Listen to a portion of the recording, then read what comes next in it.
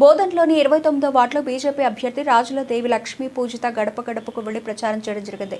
ఈ ప్రచారంలో బోధు శ్రీను, ప్రకాష్, ఉపరి కళ్యాణ్, రాజు, రాకేష్, గణేష్, బోధు అరవింద్, కృష్ణ, గంగా ప్రసాద్, అశోక్, కిరణ్, సంకేతు, సచిన్, గంగాధర్లు పాల్గొన్నారు.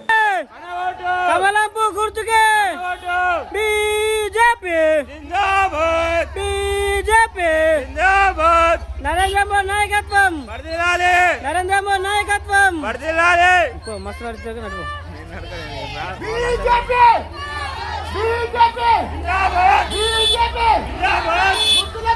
అన్న బీజేపీ అన్న